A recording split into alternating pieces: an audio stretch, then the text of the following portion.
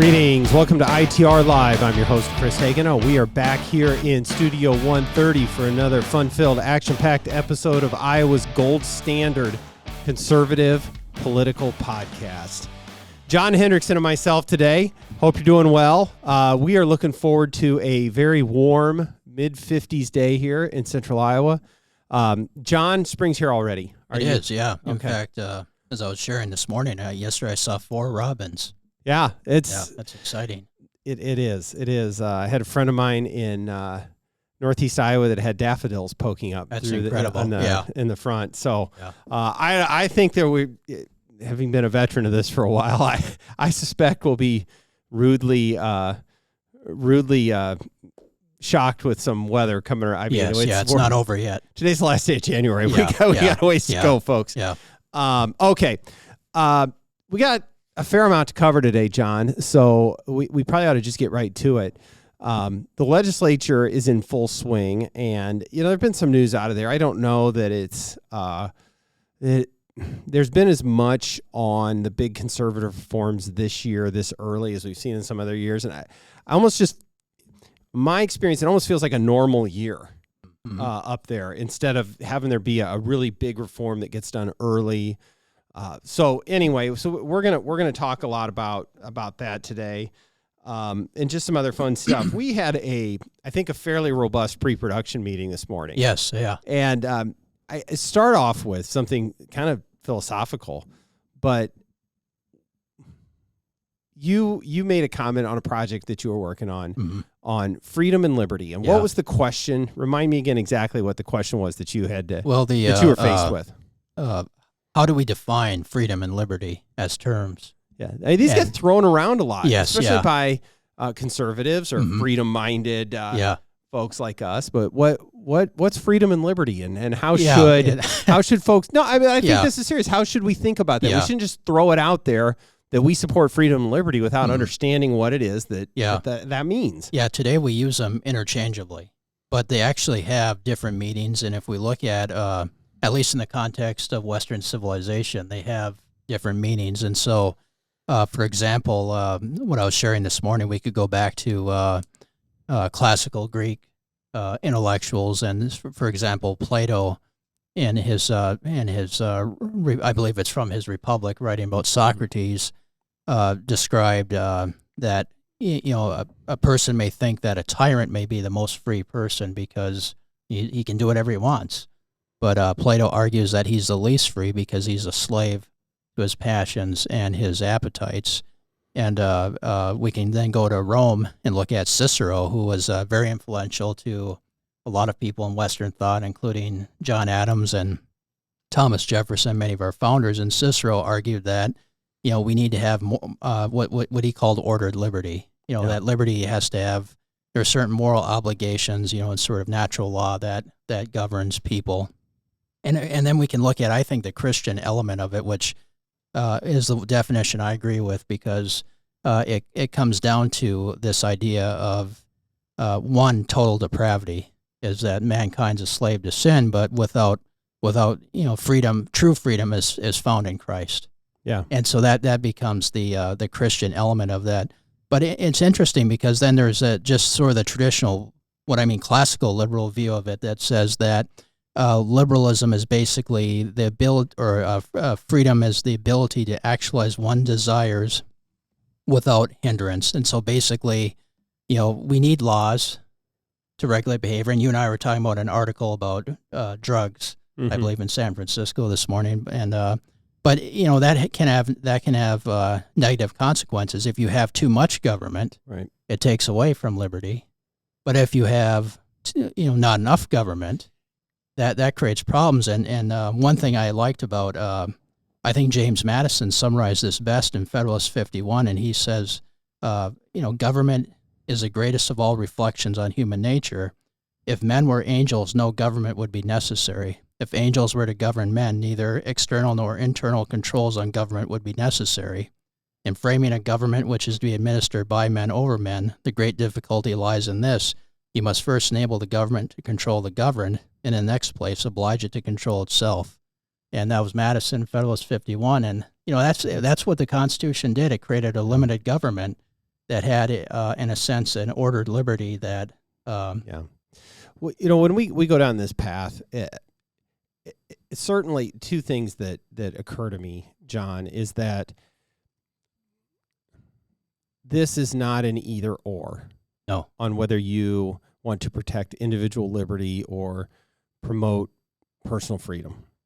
That it is a spectrum, and I think even us, I think even most strident libertarians would believe that there is a spot on that at which, yes, we need some sort of order and rules that we all abide by, just to simply elevate us out of the state of nature, if nothing else. Yes, right? Yeah, absolutely. And so, and I think too often that's posed as a binary choice, and it's not. Mm-hmm. But certainly, we uphold that the preference is for individual liberty, and that is the kind of the founding idea. I mean, even lying underneath those the premises that you talked about in some of the Federalist Papers. Yeah. Those are the exceptions to the idea of individual sovereignty. Yeah.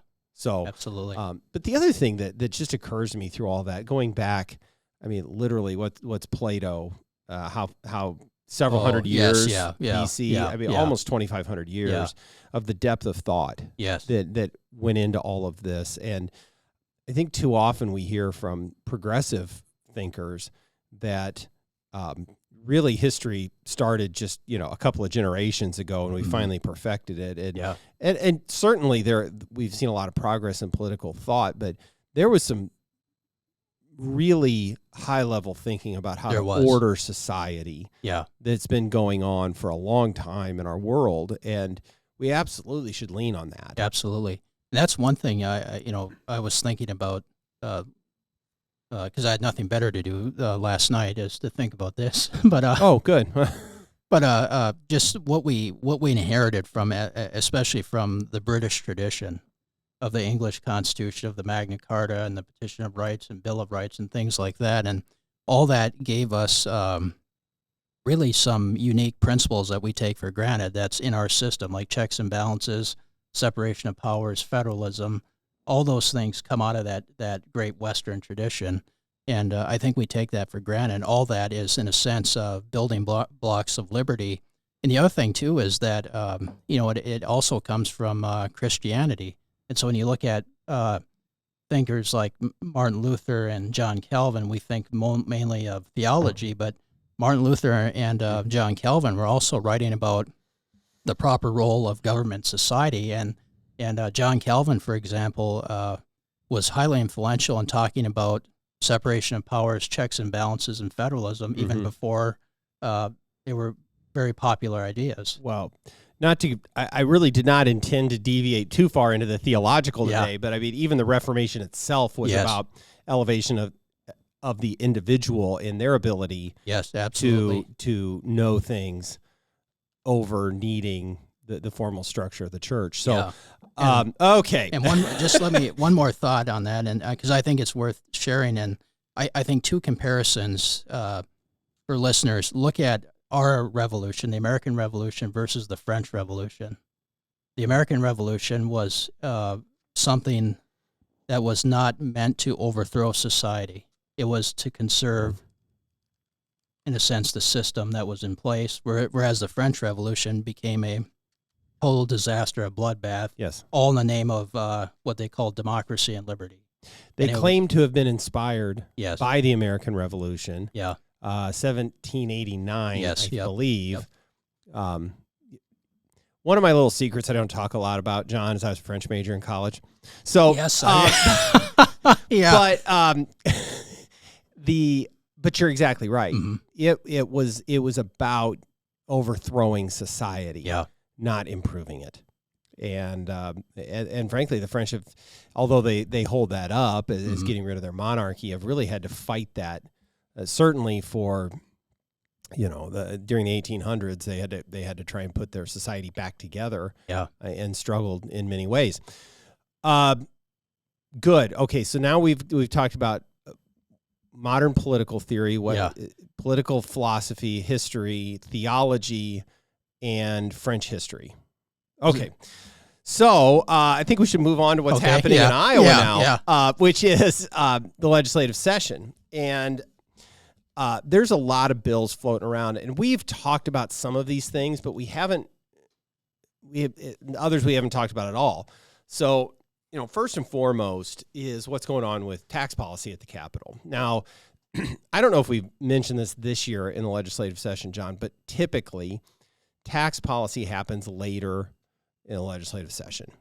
You start off with the first month or two is a lot of policy. It's not to say that there's not work going on tax policy behind the scenes, because I know for a fact that there's a lot of conversations happening about what to do. But what you're actually going to see happen in the process of committee, that will pick up here probably in another, it might even be, month or two before we see a lot of movement. But they're absolutely working on that. I'm still very optimistic that we're going to see a good income tax bill this year, and hopefully something that we can report on relatively soon.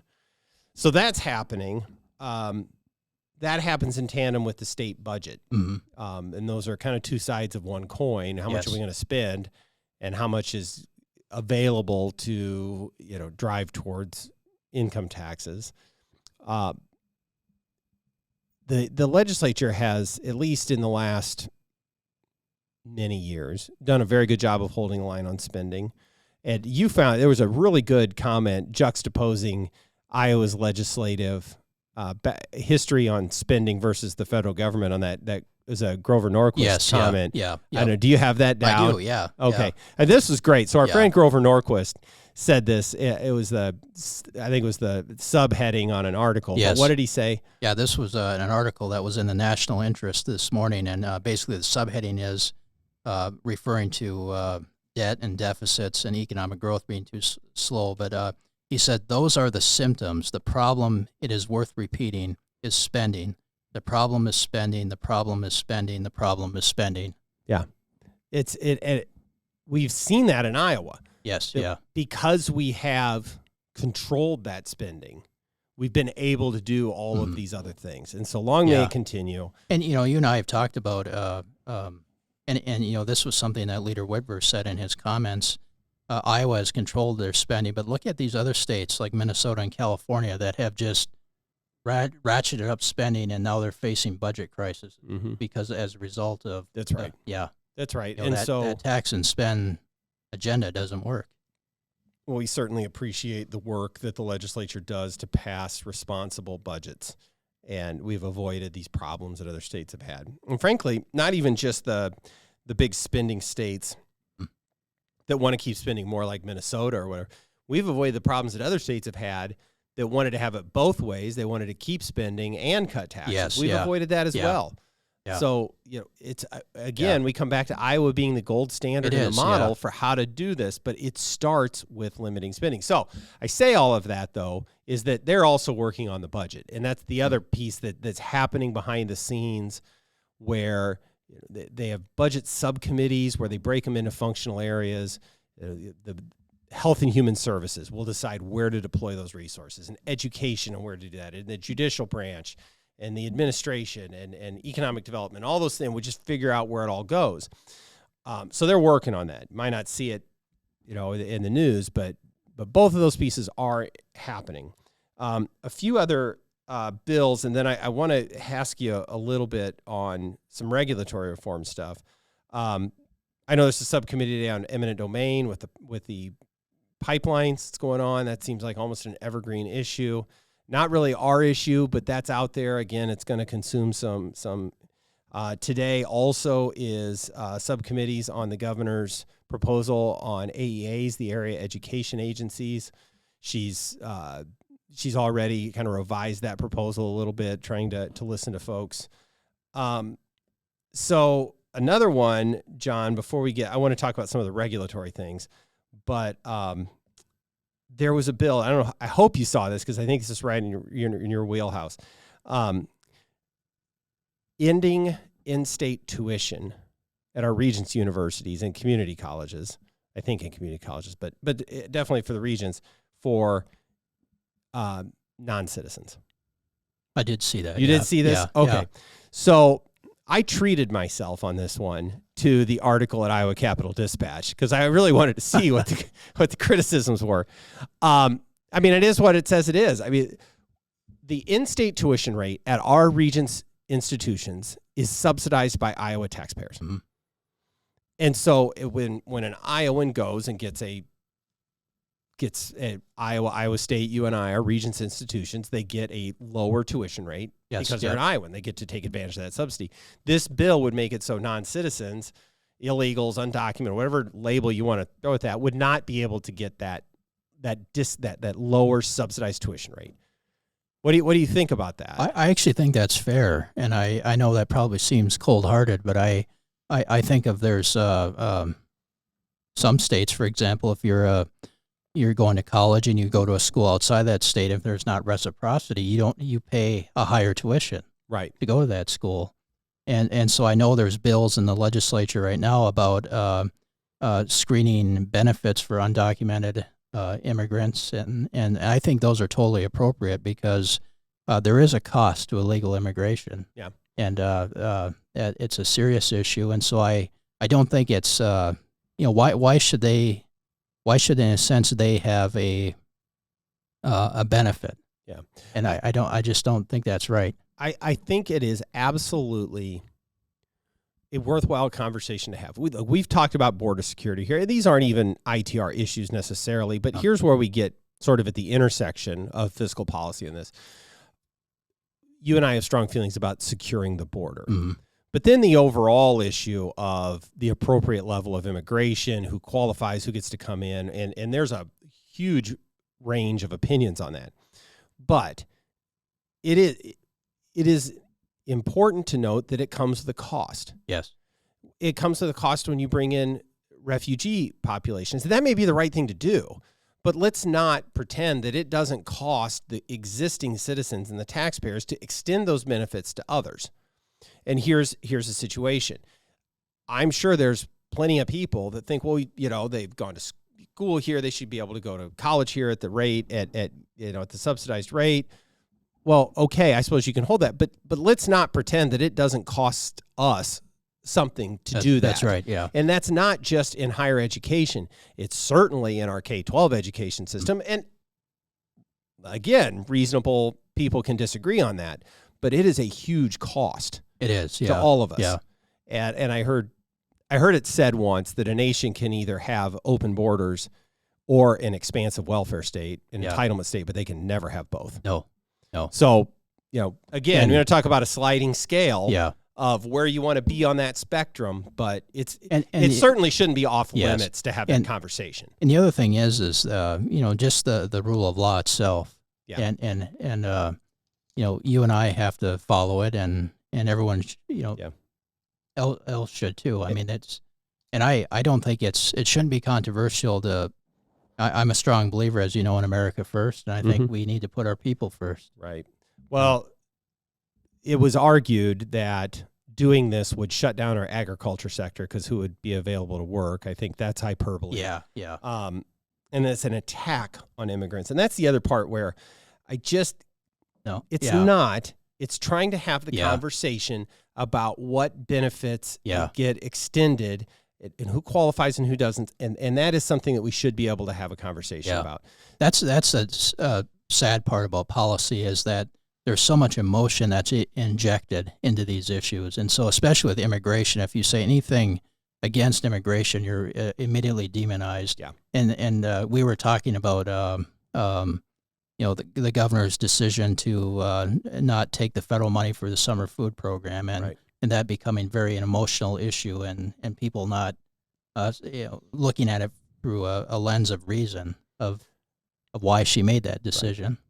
That's right, and so I think that brings us back around to why we pay attention to these things, not just because we care about policy for the state of Iowa, which we do, but these things are fiscal decisions. We talk about holding the line on spending. We pay attention to budget matters because, and we don't just go looking to save $1 everywhere we can find it, because much like the conversation, John, I'm trying to draw this all together about individual liberty being, where do you want to draw that line on that spectrum? Yeah. We don't say that we should not have things that government spends money on. We just think that line ought to be, restricted and separating wants versus needs, protecting, Iowans first, America first. We just draw the line in a different place, but a well-functioning, healthy society should be able to have those conversations about where we're drawing those lines. Yeah. And we should continue to have it over time. Yeah, that's well said. I agree with that. Okay, good. The last thing, John, and we're for not being sure exactly where we were going at the outset here, we've covered a lot of ground. Yeah. But there have been several bills in the legislature on regulatory reform. And I want to provide folks kind of an update. And I know we joke sometimes that people get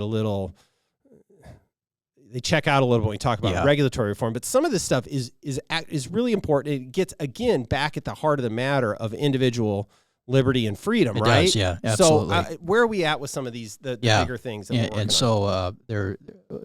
I would say 3 major regulatory reform bills that have been introduced so far. The first is the governor's regulatory reform bill, and it builds upon her executive order that she issued last year. And basically, just a quick summary, it would require what they call cost-benefit analysis, which means that each rule, new as well as existing rule, would have to be evaluated about what is the impact of that rule, because regulations are a cost. They've been described as a hidden tax, and so this bill would require a cost-benefit analysis. There'd also be a 5-year review of every rule. Yeah, that'd have to take place. So in a sense, there's a sunset provision. And so what this bill goal is it provides more oversight and identify what rules and regulations are outdated, redundant, or inconsistent. I think that's very good. Or maybe there's some that are incompatible with other agency rules that are out there, and so it's very easy to get duplication upon duplication in terms of rules. Another bill that's come out is another one that would require a review of the Iowa Code every 10 years, and the legislature would have to review that and approve it. And some states have done that. Yeah. And then another one that's come out, and we've talked about this before, is in a sense to encourage more entrepreneurship through the concept of a regulatory sandbox, which would, in a sense, basically allow an entrepreneur who has an idea to innovate that idea in sort of a environment where they can may not be I'm drawing a blank here. They're not restricted, right? And where they can kind of develop that idea within an environment that they're not shackled by regulation, right? And all of these get to the heart of the issue: is that when you have all of this government regulation, it stifles individuals, businesses from innovating, creating, starting. And we're trying to find, the governor's trying to find, we're all trying to find opportunities to see if we can open that up. That's right. Yeah. And it goes back to that continuum of where do you want to draw the line? If all we care about is erasing, is pure safety, or everything's ordered, everything's exactly the same, we can have all the regulation in the world, but we get none of the creativity. We get none of the growth. And yet, on the other hand, I think even you and I, believe there are certain places and roles for government to regulate. But what we're doing here, well, let's at least stop and ask the question: do the regulations we do have still serve a purpose? And maybe we should try out letting people see if regulatory sandbox to see, can we jumpstart some things? Yeah, and get some new things going and trying it out. So it's not always the most exciting thing to talk about government regulations, but it is absolutely part of that idea of freedom from government. That's right. Yeah, and it's important for job creation, and it's important for economic growth. Yeah. Well, good. Yeah. Well, we're going to be watching that. I actually am optimistic on those bills. I think we can hopefully get one or more of them all the way across the finish line this year, largely intact. I think it's going to be a good year for those kinds of bills. Yeah. I'm looking forward to it. I'm sorry. Go ahead. This is the point, John, where, I'm going to back up. We're not ready yet today, but we are going to be unveiling a new feature on the podcast.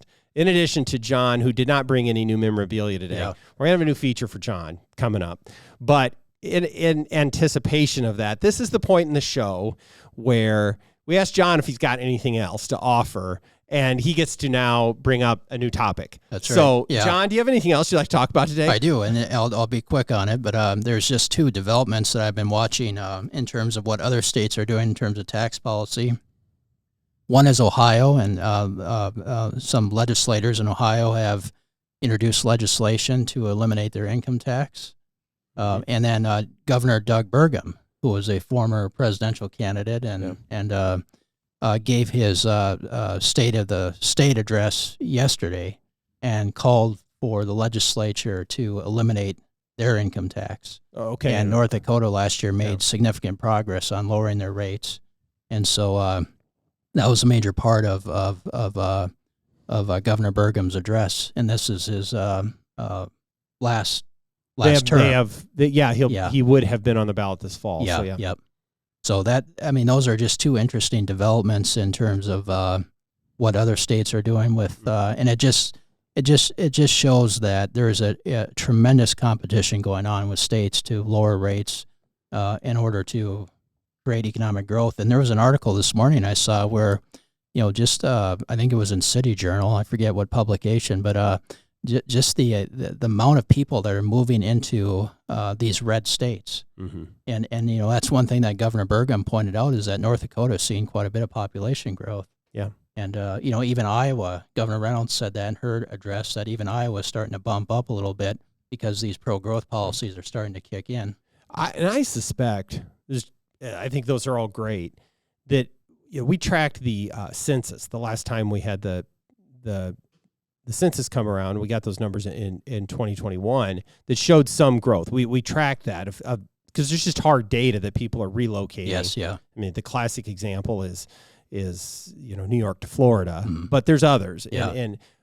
But for a lot of these red states, that pro-growth agenda had really only been in place for a handful of years. Yes. And I'd be really interested to play this forward to 2031 when we get a whole decade plus of that in place. I suspect that we will see those, and you get some midterm numbers and we can look at that. But those population trends, I think, are going to be even more telling over the years to come. I agree. I think you're right on that. Yeah, that'll be very good. Yeah. Well, it's exciting. All right, we are way over time, John. Yep. So we're gonna have to wrap this up. Okay. But appreciate that, Yeah. and we'll look forward to it. Hopefully, we'll be ready to roll out the new Hendrickson feature very soon, because I'm personally very excited. Every time, though, here's the problem, John, and I hope our listeners understand this, is that every time we do something new, it adds a layer of complexity to my ability to produce this content, and I'm already stretched to my limit, and it just gets exponentially more difficult. You would think you just hit record and publish, but that's why we're the gold standard, though. Yeah, so good. Well, I don't know if that's the reason we're the gold standard in Iowa conservative podcast, but but we will continue to endeavor to improve. So, all right, that's all we got for today. Don't forget to like and subscribe. John still hasn't liked and subscribed. We discovered today he has not subscribed to the ITR Live podcast on YouTube. I'm going to do that today. You better. Yes, I mean, we're about 150 episodes in here, and we're just now getting around to it. So I appreciate that, John. Anyway, so we appreciate you joining us. And with all of that having been said, we will see you next time on ITR Live.